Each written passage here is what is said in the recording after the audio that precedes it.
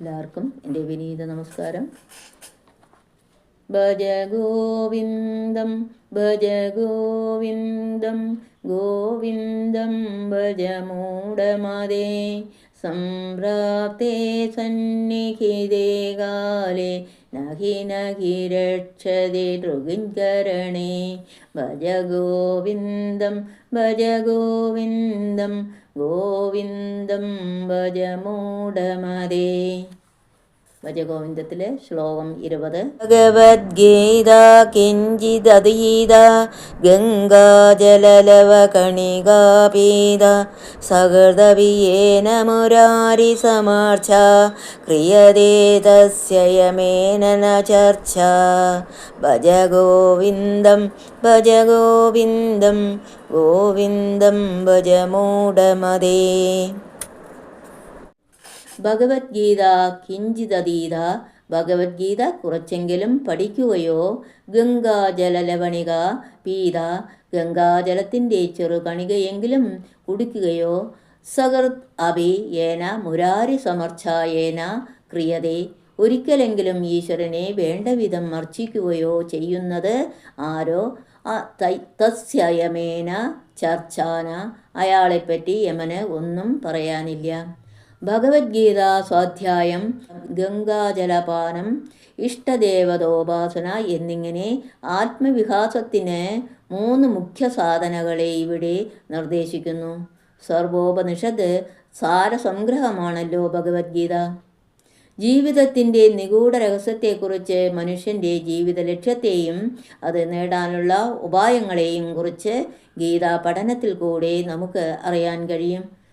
മനുഷ്യ മസ്തിഷ്കത്തിന് ഉപരിയായി ഒഴുകുന്ന ആകാശഗംഗയെ ഭഗീരഥ പ്രയത്നത്തിൻ്റെ ഫലമായാണ് മനുഷ്യന് അനുഭവിക്കാൻ ഉതകുമാറ് കീഴോട്ട് കൊണ്ടുവന്നത്. അത് ശിവന്റെ ശിരസിൽ നിന്നും നിർഗളിച്ചു കൊണ്ടിരിക്കുന്നു.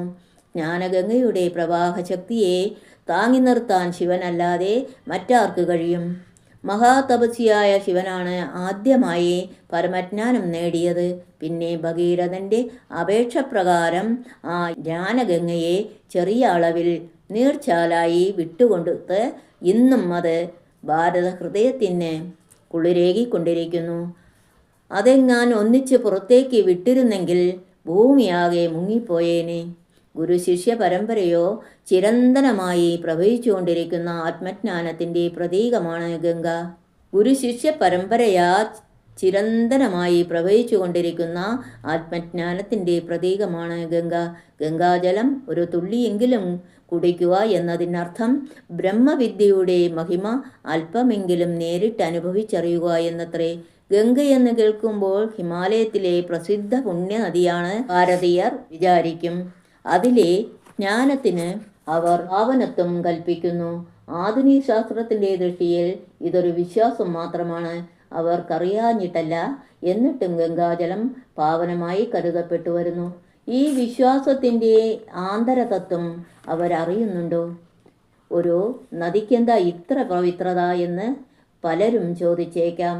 പ്രതിരൂപാത്മക തത്വത്തെക്കുറിച്ച് അറിയായിക കൊണ്ടാണത്. അവരോട് ഒരു മറുചോദ്യം ചോദിക്കാം. നിങ്ങളുടെ ദേശീയ പതാകയുണ്ടല്ലോ, നടുക്കൊരു ചക്രവും വരച്ച് തുന്നിച്ചേർത്ത 3 നിറത്തിലുള്ള ആ തുണിക്കഷ്ണങ്ങളിൽ എന്തിരിക്കുന്നു? രാഷ്ട്രപതാകയുടെ പവിത്രത അത് ഉണ്ടാക്കാൻ ഉപയോഗിച്ച തുണിക്കഷ്ണങ്ങളിലല്ല, മറിച്ച് നമുക്കതിനോടുള്ള ഭാവനയിലാണ്. മാതൃഭൂമിയുടെ പ്രതീകമായി ത്രിവർണ പതാകയെ കാണുമ്പോൾ അതിന് പവിത്രതയുണ്ട്. അതുപോലെ ഗുരുശിഷ്യ പരമ്പരയോ ചിരന്തനമായി നിലയ്ക്കാതെ പ്രവഹിച്ചുകൊണ്ടിരിക്കുന്ന ബ്രഹ്മവിദ്യയുടെ പ്രതീകമാണ് ഗംഗാമാതാവിനെ ഭാരതീയർ കരുതുന്നത്. അതിന് പവിത്രത കൽപ്പിക്കുന്നത് അതുകൊണ്ടാണ്. സാധാരണ തീർത്ഥയാത്രികരെല്ലാം ഈ തത്വം അറിഞ്ഞവരാവണമെന്നില്ല. അവരെ സംബന്ധിച്ചിടത്തോളം ഗംഗാദർശനവും ജ്ഞാനവും പഠനവും സ്നാനവും പാനവും പൂജയും സ്ഥൂലമായ പ്രസ്തുത ക്രിയ തന്നെ വലിയൊരു പുണ്യകർമ്മമാണ്. അവർക്കത് പാപനാശകവും പുണ്യവർദ്ധകവും ആശ്വാസദായകവും അത്രേ. എന്നാൽ ബ്രഹ്മവിദ്യയിൽ തൽപരമായി ജ്ഞാനമാർഗത്തിൽ ചരിക്കുന്ന ഉയർന്ന സാധകരെ സംബന്ധിച്ചിടത്തോളം പ്രതീകത്തിന് അത്ര വലിയൊരു പ്രാധാന്യമില്ല. പ്രതീകം പ്രതിനിധാനം ചെയ്യുന്ന സത്യമെന്തോ അതിലാണവർക്ക് താൽപ്പര്യം. ആ നിലയ്ക്ക് ഈ ശ്ലോകത്തിലെ ഗംഗാജലം അല്പമെങ്കിലും കുടിച്ചവൻ ഗംഗാജല ലവഗണകാപീത എന്നതിന് പരമാത്മതത്വത്തെക്കുറിച്ചും ആത്മസാക്ഷാത്കാര മഹിമയെക്കുറിച്ചും അല്പമെങ്കിലും നേരിട്ടറിയാൻ കഴിഞ്ഞവൻ എന്നാണ് അർത്ഥം. ലക്ഷ്യത്തെയും അതിലേക്കുള്ള മാർഗത്തെയും സംബന്ധിച്ച വസ്തുനിഷ്ഠമായ ബോധം ജ്ഞാനയോഗാവലംബികളായ സാധകന്മാർക്ക് ഭഗവത്ഗീതയിൽ നിന്ന് കിട്ടുന്നു. ഗംഗാജലം അല്പം പാനം ചെയ്യുന്ന ഭക്തിയോഗാവലംബികളായ സാധകന്മാരാകട്ടെ ലക്ഷ്യത്തിൻ്റെ ദൂരദർശനവും ലഭിക്കുന്നു. ഭക്തിയാവുന്ന കപ്പലിൽ സംസാരസാഗരം കടക്കുന്ന അയാളെ സംബന്ധിച്ചിടത്തോളം തുറമുഖം ഇനി വളരെയൊന്നും ദൂരെയല്ല. ദീപസ്തംഭത്തിൽ നിന്നുള്ള പ്രകാശം അയാൾ കണ്ടു തുടങ്ങി. എങ്കിലും ആഞ്ഞടിക്കുന്ന ദുരിതത്തിരമാലകൾ കൊണ്ട് പ്രക്ഷുബ്ധമായ സംസാരക്കടലിൽ തന്നെയാണിപ്പോഴും. പക്ഷേ ഇനി പേടിക്കാനില്ലെന്ന് അയാൾക്കറിയാം. സുരക്ഷിതമായ അഭയസ്ഥാനം അഥവാ തുറമുഖം ഇതാ എത്താറായി. ഒറ്റ കുതി കൊണ്ട് എത്താവുന്നതത്ര ദൂരമേയുള്ളൂ. പുറമേ നിന്ന് വരുന്ന കപ്പലിനെ ഇഷ്ടം പോലെ തുറമുഖത്തടുക്കാൻ പാടില്ല. ഒരു പൈലറ്റ് ഷിപ്പ് ചെന്ന് അതിനെ ഉള്ളിലേക്ക് ആനയിക്കണം. തുറമുഖത്തെത്തി നങ്കൂരമിടാൻ ആഗ്രഹിക്കുന്ന കപ്പലിന് കാത്തു നിൽക്കാൻ ക്ഷമ വേണം. ഹാർബർ ടവറിലേക്ക് അത് തൻ്റെ ആഗമനത്തെക്കുറിച്ച് റേഡിയോ സന്ദേശങ്ങൾ കൊടുത്തുകൊണ്ടേയിരിക്കുകയും വേണം. ലക്ഷ്യമെത്താറായെന്ന് കണ്ടാൽ സാധകൻ കീർത്തനം വഴി സഹായത്തിന് അഭ്യർത്ഥിക്കണം. പൈലറ്റ് ഷിപ്പ് അതായത് ഗുരു വരുന്നതുവരെ കാത്തിരിക്കണം. മാർഗദർശകൻ കാണിച്ചു തരുന്ന വഴിയിലൂടെ ഒട്ടും തെറ്റാതെ ഒപ്പം നീങ്ങുകയും വേണം. ഈ ആനയിക്കൽ തുറമുഖപ്രവേശമാണ് ഇവിടെ മുരാരി സമർച്ച കൊണ്ടുദ്ദേശിക്കുന്നത്. തുറമുഖത്തെത്തിയാൽ നങ്കൂരമിടുന്നു. അതത്രേ ധ്യാനം. പരമപദപ്രാപ്തിയെ തടസ്സപ്പെടുത്തുന്ന ഒരു ഉഗ്രശത്രുവുണ്ട്, നമ്മിലുള്ള അഹങ്കാരം, മുരൻ. അവനെ നശിപ്പിക്കണം.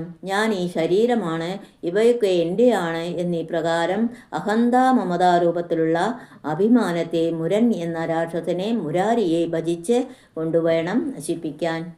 ഭക്തിപൂർവമായ ഈശ്വരാരാധനയും പ്രാർത്ഥനയുമാണ് അഹങ്കാരത്തെ ഇല്ലാതാക്കാൻ ഉപായം എന്നർത്ഥം. ലക്ഷ്യത്തിൽ തന്നെ ശ്രദ്ധയൂന്നി അന്യചിന്ത കൂടാതെ മനസ്സ് പ്രേമപൂർവം പരമാത്മസ്വരൂപത്തെ സ്മരിച്ചുകൊണ്ടിരിക്കണം. മനോബുദ്ധികളുടെ അതിർവരമ്പുകൾക്കപ്പുറം കടക്കാൻ അതത്രേ ഉപായം. തന്നിൽ താനായി നിലകൊള്ളുന്ന ചൈതന്യം അഥവാ ജീവാത്മാവ് തന്നെയാണ് എല്ലാവരിലും എല്ലാറ്റിലും സത്തയായി വർത്തിക്കുന്ന പരമാത്മാവ് എന്ന സത്യദർശനം അപ്പോൾ ലഭിക്കുന്നു. ഈ യാഥാർത്ഥ്യത്തെ ഭഗവത്ഗീത വളരെ ഭംഗിയായി വ്യക്തമാക്കുന്നുമുണ്ട്. ശാസ്ത്രപഠനം, ലക്ഷ്യബോധം, സാധന ഇവ മരണഭയത്തെ ഇല്ലാതാക്കുന്നു. ഇവയുള്ള സാധകനെ യമൻ ചോദ്യം ചെയ്യില്ല. അയാൾക്ക് യമനെ പേടിയുമില്ല. ഹൈന്ദവ ശാസ്ത്രങ്ങളിൽ മൃത്യു ദേവന് യമൻ അല്ലെങ്കിൽ വ്യവസ്ഥാപകൻ എന്ന പേർ നൽകിയിരിക്കുന്നത് അർത്ഥവത്താണ്. ലോകത്തിൽ മരണം എന്ന വ്യവസ്ഥ ഭംഗിയായി നടക്കുന്നില്ലെങ്കിൽ ജീവരാശികളുടെ നിലനിൽപ്പ് തന്നെ തകരാറിലാകും. പുതിയ സൃഷ്ടികൾ നടക്കില്ല. വസ്തുവിനെ പൂർവസ്ഥിതി നശിപ്പിച്ച് അഥവാ മാറ്റി പുതിയ രൂപം നൽകുക, ഇതാണല്ലോ സൃഷ്ടിയുടെ തത്വം. ഈ നിലയ്ക്ക് നടക്കുമ്പോൾ സംഹാരപ്രക്രിയയുടെ പരിണാമത്തിൻ്റെ നിരന്തര പ്രവാഹമാണ് സൃഷ്ടി എന്ന് കാണാം. പരിണാമം അഥവാ മാറ്റം മരണത്തിൻ്റെ അധീനത്തിലാണ്. ശരീരം, മനസ്സ്, ബുദ്ധി തുടങ്ങിയ നമ്മുടെ എല്ലാ ഉപാധികൾക്കും മാറ്റം സംഭവിക്കുന്നു. അവയിൽ അഭിമാനിക്കുന്ന ജീവൻ പരിണാമങ്ങൾക്ക് അതായത് മൃത്യുവിന് വിധേയനാണ്. ആധ്യാത്മിക സാധനകളിലൂടെ പറയപ്പെട്ട ഉപാധികൾക്ക് അതീതനായി തീർന്ന യോഗിയാവട്ടെ പരിണാമങ്ങളുടെ പരിധിയിൽ നിന്ന് മുക്തനായി അമൃതനായി ഭവിക്കുന്നു. ആ പരമപദവിയിലെത്തിയ സിദ്ധന് മരണചിന്തയില്ല. അയാളെ സമീപിക്കാൻ മൃത്യുവിന് ശക്തിയുമില്ല. യമൻ പോലും അയാളെപ്പറ്റി മിണ്ടില്ല. വെറുതെ തസ്യ യമോ പി ന ചർച്ച എന്നും പാഠാന്തരമുണ്ട്. ആനന്ദഗിരിയാണ് ഈ ശ്ലോകത്തിൻ്റെ കർത്താവെന്ന് കരുതപ്പെടുന്നു. ഓം തത് സത്. സർവം കൃഷ്ണാർപ്പണം.